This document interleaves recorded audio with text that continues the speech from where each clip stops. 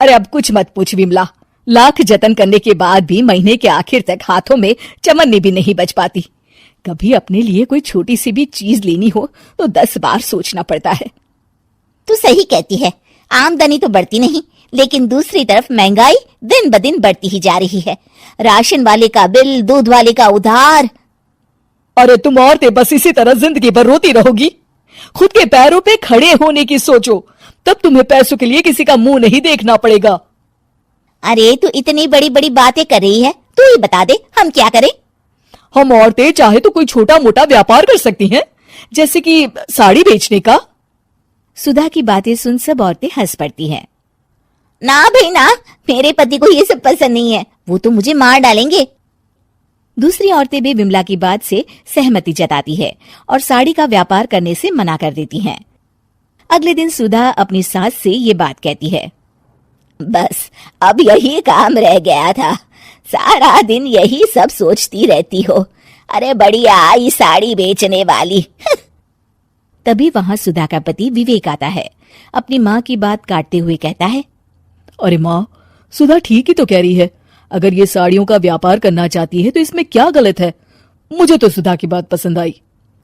अरे मजाक है क्या व्यापार करना? अच्छे अच्छों की खटिया खड़ी हो जाती है। मैंने दुनिया देखी है।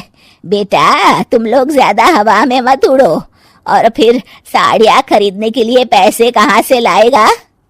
तुम उसकी चिंता मत करो माँ, मैं देख लूंगा।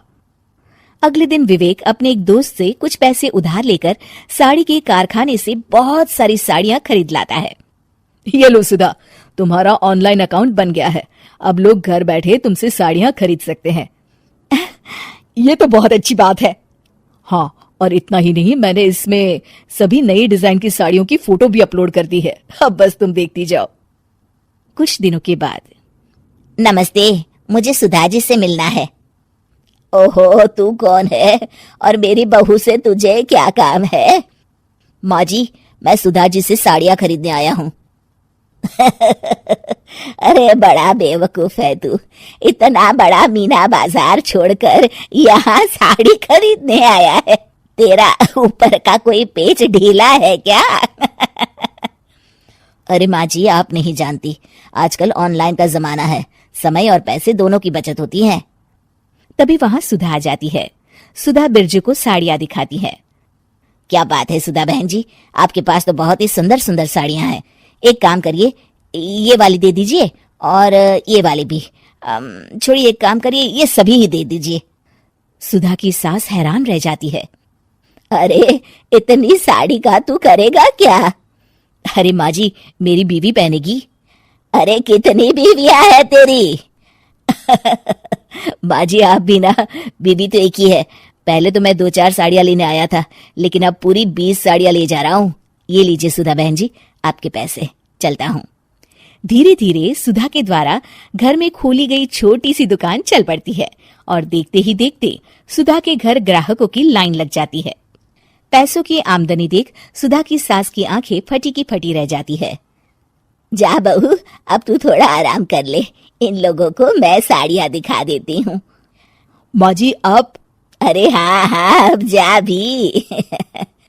इस तरह सुधा की सास भी उसके कारोबार में हाथ बटाने लगती है। देखो सुधा, तुम्हारा व्यापार तो चल पड़ा। पिछले कुछ महीनों में इतनी कमाई हुई है कि तुम्हें यकीन नहीं होगा। सच?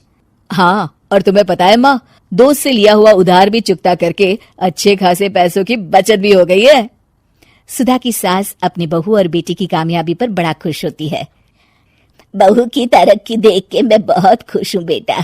तूने साबित कर दिया कि अगर पति का सपोर्ट मिले तो पत्नी कुछ भी कर सकती है। जी माँ जी, आपने बिल्कुल सही कहा।